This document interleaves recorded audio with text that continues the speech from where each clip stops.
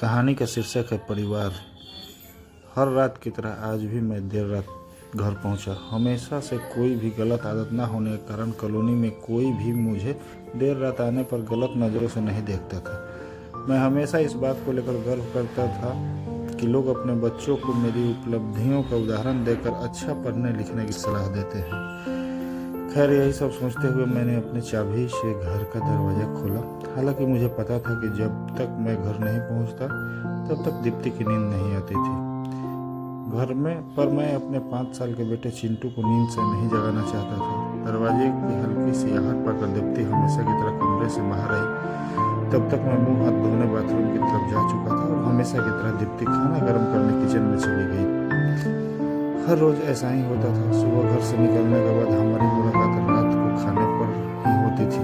दीप्ति को इस तरह की जीवन शैली से कोई प्रॉब्लम नहीं थी।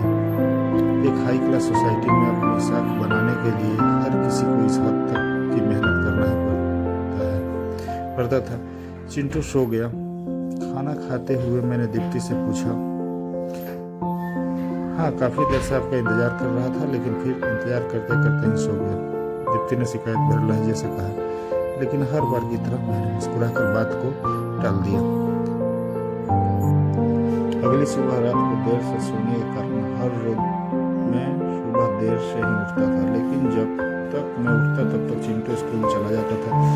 चिंटू की हमेशा शिकायत रहती थी कि मैं कभी बाहर घुमाने नहीं ले जाता और शायद इसी बात को लेकर वो मुझसे नाराज होती। हमेशा की तरह मैंने उठकर दीप्ति को आवाज़ लगाई और बाथरूम में घुस गया। थोड़ी देर में ही दीप्ति नहाने के लिए गर्म पानी ले आई। तुम नहीं होती तो मेरा क्या होता। हमेशा की तरह मैंने पानी की बाल्टी लेते हुए अपना खिसा पीटा डायलॉग मारा और हमेशा की तरह ही दीप्ति मुस्कुराते हुए खाने की तैयारी करने किचन में चली गई। खैर, ऑफिस के लिए तैयार होकर जब मैं डाइनिंग टेबल पर आया तो चिंटू मुँह फुलाए बैठा था।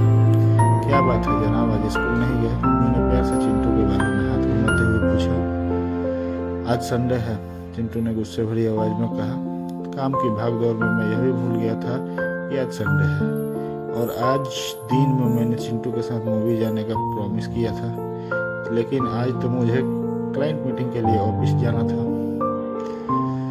मुझे ऑफिस जाता देख चिंटू को अपना मूवी प्लान खतरे में पड़ता दिखाई दे रहा था और शायद इसीलिए मुझसे गुस्से में बात कर रहा था।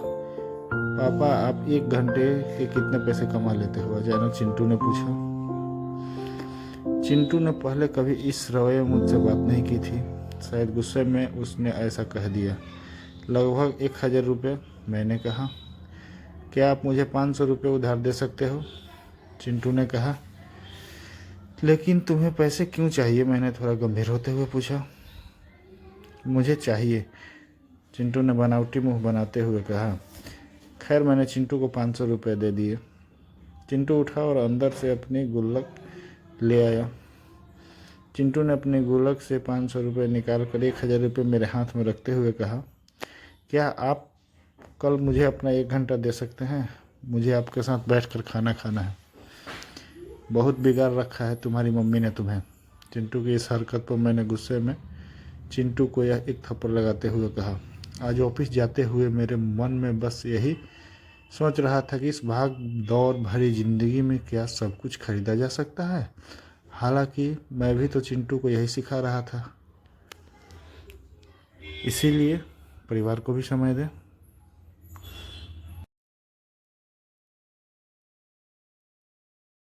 अगले कहानी के साथ प्लीज़ हमारे चैनल को लाइक, शेयर और सब्सक्राइब जरूर कर दीजिएगा।